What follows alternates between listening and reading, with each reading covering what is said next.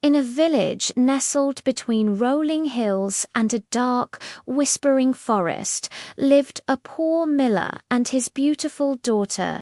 The miller, eager to feel important, boasted to the king that his daughter could spin straw into gold. Intrigued, the king summoned the girl to the palace. He led her to a room filled from floor to ceiling with straw, a spinning wheel standing in the center. "Spin all this into gold by morning," he commanded, "or you will pay with your life." With that, he locked the door, leaving her alone in the dim, dusty room. The miller's daughter wept, for she had no idea how to perform such an impossible task. Suddenly, the door creaked open, and a strange little man hobbled in. He had a long, crooked nose and a mischievous glint in his eyes. "Why are you crying, miller's daughter?" he asked in a raspy voice. She told him of the king's cruel demand. The little man grinned. "What will you give me?" he cackled. "If I spin it for you?" "My necklace," she offered, her hands trembling. The little man snatched the necklace, sat down at the spinning wheel, and whir, whir, whir, 3 times round, the bobbin was full of shimmering gold thread. He worked through the night, and by sunrise every wisp of straw had been transformed into pure, glistening gold. When the king saw the room of gold, his eyes widened with greed. He wasn't satisfied. He led the miller's daughter to an even larger room, filled with even more straw, and repeated his threat.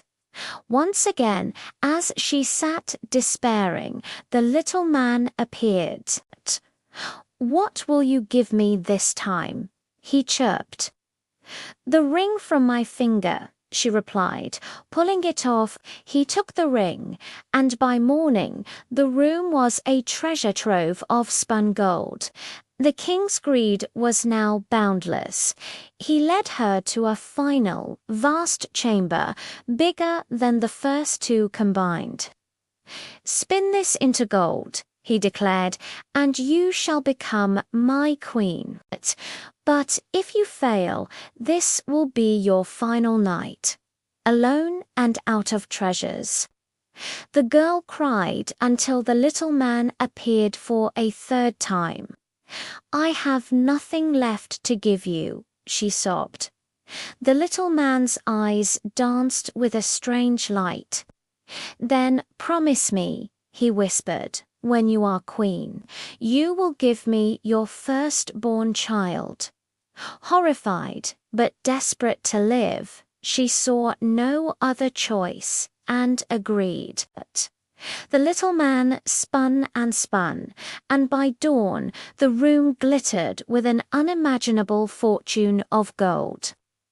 True to his word, the king married the miller's daughter, and she became the queen. A year passed, and she forgot all about the strange little man and her terrible promise. She gave birth to a beautiful baby, and her heart was filled with joy. But one day, the little man suddenly appeared in her chambers. "Now give me what you promised," he demanded, pointing a bony finger at the cradle. The queen was terrified. She offered him all the riches of the kingdom, jewels and land, but he refused. "A living child is dearer to me than all the treasures in the world," he said. The queen wept so bitterly that the little man took pity on her. "I will give you 3 days," he announced. "If by the end of those 3 days you can guess my name, you may keep your child." The queen spent the first night trying to remember every name she had ever heard. from Caspar to Melchior to Balthazar, and sent a messenger across the land to collect more. When the little man came the next day, she recited them all, but after each one he just shook his head and said, "That is not my name." On the second day, she had her people ask all the neighbors for strange and unusual names. She tried names like Ribcage, Spindleshanks, and Laceleg, but the little man simply laughed. "That is not my name."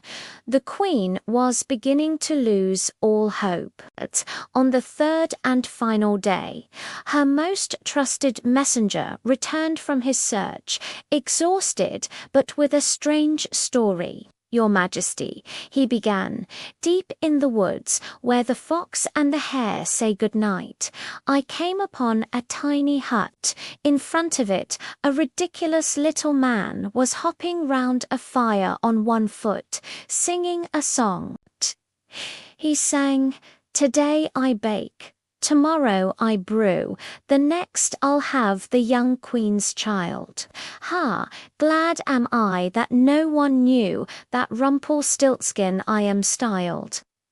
When the little man arrived that evening, his eyes gleamed, certain of his victory. "Well, Your Majesty," he sneered, "what is my name?" The queen, feigning ignorance, asked, "Is your name Conrad?" "No." "Is it perhaps Harry?" "No." Then a slow smile spread across her face. "Could it be that your name is Rumpelstiltskin?" A look of pure fury twisted the little man's face. "The devil told you that! The devil told you that!" he shrieked. In his rage, he stomped his right foot so hard that it plunged deep into the earth. When he tried to pull it out, he tore himself in two and was never seen again. The queen, overjoyed, hugged her child close, and they lived happily, the kingdom safe and her promise finally broken.